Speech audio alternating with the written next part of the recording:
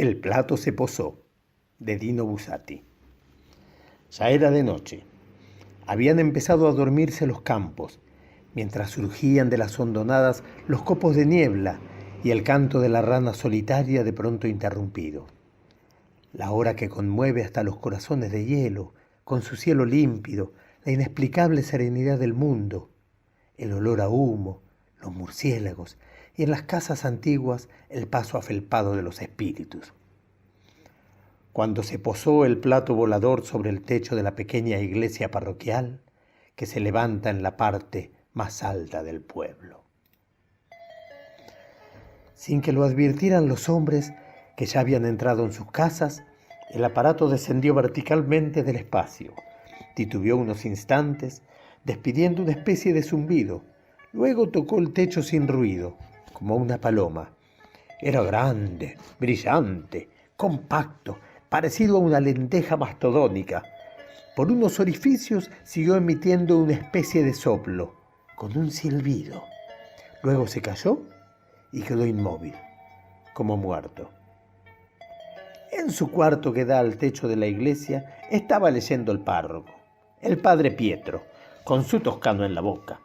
Al oír el insólito zumbido, se levantó del sillón y se asomó a la ventana. Vio entonces ese objeto extraordinario, de color azul claro y de unos 10 metros de diámetro. No se asustó, ni gritó, ni se quedó tampoco atónito. ¿Alguna vez se asombró de algo el fragoso e impertérrito padre Pietro? No, allí se quedó, con su toscano, observando. Y cuando vio abrirse una puertita, le bastó estirar el brazo. En la pared, a su lado, estaba colgada la escopeta. Ahora bien, no se tienen datos seguros sobre el aspecto de los dos seres extraños que emergieron del disco. El padre Pietro es tan poco claro, en sus sucesivos relatos ha seguido contradiciéndose. Seguro solamente se sabe esto, que eran flacos y de baja estatura, de 1 metro a 1,10 m, pero él agrega que se alargaban y acortaban como un elástico. En cuanto a la forma, no se comprende mucho. Parecían 2 surtidores de fuente, más gruesos arriba y angostos abajo, dice el cura. Parecían 2 insectos, parecían escopetas, parecían 2 grandes fósforos. ¿Y tenían 2 ojos como nosotros? Sí, uno de cada lado, pero chicos. ¿Y la boca? ¿Y los brazos? ¿Y las piernas? El padre Pietro no se decide. En ciertos momentos lo veía 2 piernitas y un segundo después no las veía más. En fin, qué sé yo, me dejarán alguna vez en paz. En silencio, el cura dejó que hicieran lo que tenían que hacer con el disco. Charloteaban entre ellos en voz baja, un diálogo que se asemejaba a un crujido continuo. Luego se treparon por el techo, que tiene una pendiente bastante moderada, y llegaron a la cruz, situada en lo alto de la fachada. La rodearon, la tocaron, parecían tomar medidas. Durante un rato el cura no lo molestó, siempre con la escopeta en mano, pero de pronto cambió de idea. Gritó con su voz retumbante. ¡Bájense de ahí, jovencitos! ¿Quiénes son ustedes? Los 2 se volvieron para mirarlo. Parecían poco emocionados. No obstante, se bajaron inmediatamente acercándose a la ventana del cura. Luego el más alto empezó a hablar. Don Pietro, él mismo nos lo confesó, no supo qué hacer. El marciano, porque desde el primer instante, quién sabe por qué, el cura se había convencido de que el plato provenía de Marte, ni siquiera pensó en preguntárselo para confirmarlo. El marciano hablaba en un idioma desconocido. ¿Pero era en realidad un verdadero idioma? Sonidos eran, por cierto, nada desagradables, todos aglutinados entre sí sin hacer nunca una pausa. Y sin embargo, el párroco entendió inmediatamente todo como si hubiera sido su propio dialecto. Transmisión del pensamiento, o tal vez una especie de lengua universal automáticamente comprensible. Calma, calma, dijo el forastero. Pronto nos vamos, ¿comprende? Hace mucho tiempo que giramos sobre ustedes y los observamos, escuchamos sus ruidos, hemos aprendido casi todo. Usted habla, por ejemplo, y yo comprendo. Solamente una cosa no hemos podido descifrar, y justamente por eso hemos venido. ¿Qué son esas antenas? Y señalaba la cruz. Hay en todos lados, sobre las torres y los campanarios, en las cumbres de las montañas, y a veces uno se encuentra un ejército de ellas, aquí y allá, rodeados de muros, como si fueran viveros. ¿Podrías usted decirnos, hombre, para qué sirven? Pero son cruces, exclamó el cura. En ese momento advirtió que los intrusos tenían sobre la cabeza una especie de mechón tenue, de unos 20 centímetros de alto. No eran cabellos, más bien parecían finos tallos vegetales, temblorosos, extremadamente vivaces, que vibraban sin cesar. O serían, en cambio, rayitos, o una corona de emancipaciones eléctricas. ¡Cruces!, repitió deletreando el forastero. ¿Y para qué sirven?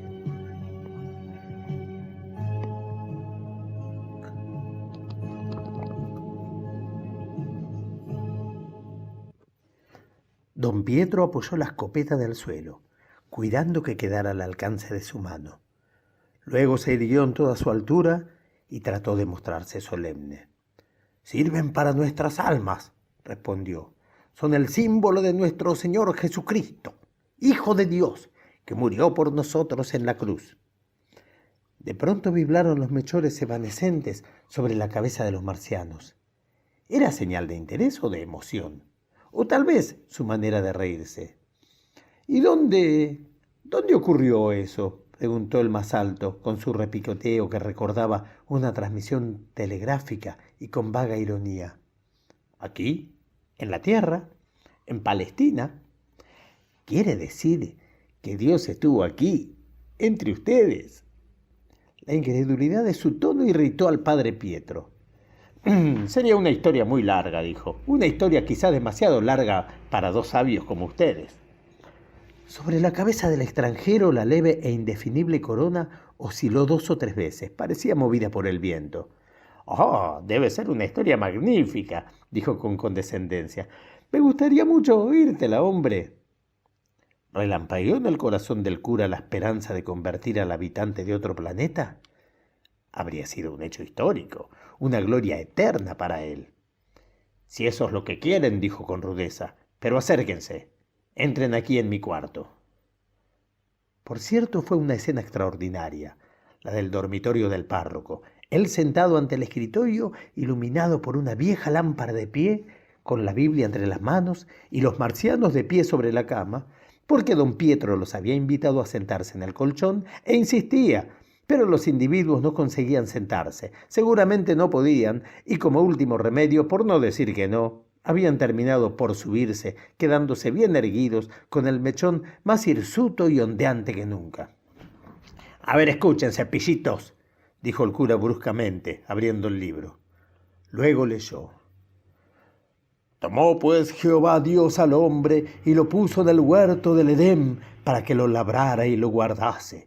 Y mandó Jehová Dios al hombre diciendo, de todo árbol del huerto comerás, mas del árbol de ciencia del bien y del mal no comerás de él, porque el día que de él comieres morirás. Y dijo Jehová Dios». Levantó la mirada de la página y vio que los 2 mechones se encontraban en extraordinaria agitación. «¿Ocurre algo?». El marciano preguntó. «Y díganme, ¿ustedes se lo comieron en cambio? ¿No pudieron resistir?». «Sucedió así, ¿no es cierto?». «Bueno, sí, se lo comieron», reconoció el cura con la voz llena de ira. «Quisiera verlos a ustedes. ¿Acaso entre ustedes creció alguna vez el árbol del bien y del mal?». «Sí, también entre nosotros creció. Hace millones y millones de años, todavía está verde». «¿Y ustedes, quiero decir, ustedes, las frutas, no las probaron nunca?». «Nunca», dijo el forastero, «si la ley lo prohíbe».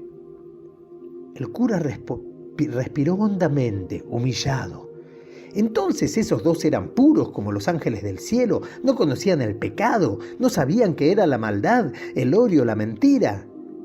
Miró en torno como buscando ayuda hasta que descubrió en la penumbra sobre la cama el crucifijo negro. Se reanimó.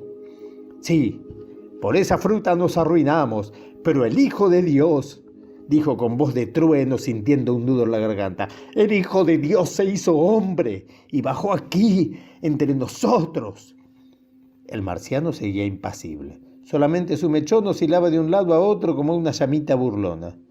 Ajá, así que vino a la tierra, según dice. ¿Y ustedes qué hicieron con él? Lo proclamaron rey. Si no me equivoco, hace un momento dijo que había muerto en la cruz. ¿Lo mataron? Don Pietro luchaba valientemente. Bueno, desde entonces pasaron casi 2000 años. Murió justamente por nosotros, por darnos la vida eterna, por... Calló. Ya no sabía qué decir. Y en el rincón oscuro, las misteriosas cabelleras ardían, verdaderamente ardían con una luz extraordinaria. Hubo un silencio y se oyó afuera el canto de los grillos. «¿Y todo esto?», insistió el marciano con la paciencia de un maestro. «¿Todo esto les sirvió de lección a ustedes después?». Don Pietro no habló. Se limitó a hacer un ademán con la mano derecha, desconsolado, como diciendo: «¿Qué quieren? Así nos han hecho. Somos pecadores, pobres y gusanos pecadores que requieren la piedad de Dios». Y cayó de rodillas, cubriéndose la cara con las manos. ¿Cuánto tiempo pasó así? ¿Horas? ¿Minutos? La voz de sus huéspedes lo llamó a la realidad. Levantó la vista y vio que ya estaban en el balcón, a punto de irse al parecer. Sobre el cielo de la noche los dos copetes temblaban con gracia fascinante. «Hombre», preguntó como siempre el más alto, «¿qué haces?». «¿Cómo qué hago? Rezo. ¿Ustedes no rezan acaso?». «¿Rezar nosotros? ¿Y para qué rezar?». «¿Ni siquiera a Dios le rezan nunca?». «Pero claro que no», dijo la extraña criatura. ¿Quién sabe por qué? Su brillante corona cesó repentinamente de temblar, volviéndose mustia y descolorida. «Oh, pobrecitos», murmuró el padre Pietro, pero de modo que no lo oyeran los dos forasteros, como se hace con los enfermos graves. Se puso de pie. Su sangre volvió a correr con fuerza, subiendo y bajando por las venas. Unos minutos antes se sentía como un gusano. Ahora era feliz. ¡Ja, ja! Se reía interiormente. Ustedes no poseen el pecado original con todas sus complicaciones. Hombres de bien, sabios, incensurables. No se encontraron nunca con el demonio. Pero cuando cae la noche, quisiera saber cómo se sienten. Horriblemente solos, supongo, muertos de inutilidad y de tedio. Mientras tanto, los dos forasteros se habían introducido por la puertita. La habían cerrado y el motor dejaba oír su sordo y armonioso zumbido. Despacio, despacio, casi milagrosamente, el plato volador se separó del techo, elevándose como un globito. Luego empezó a girar sobre sí mismo a una velocidad increíble y partió, subiendo y subiendo hacia la constelación de los gemelos. «Oh», seguía rezongando el cura, «Dios nos prefiere a nosotros, sin duda. Mejor cerdos como nosotros, después de todo, ávidos, inmundos, mentirosos, antes que esos buenos alumnos que no le dirigen nunca la palabra. ¿Qué satisfacción puede sentir Dios? ¿Qué satisfacción? ¿Y qué significa la vida si no existe el mal? ¿Qué significa? Y el remordimiento y el llanto». De alegría abrazó la escopeta. Miró el disco volador, que ya solo era un puntito pálido en medio del firmamento, le apuntó y dejó escapar un tiro. Y de los montes remotos le respondió el aullido de los perros.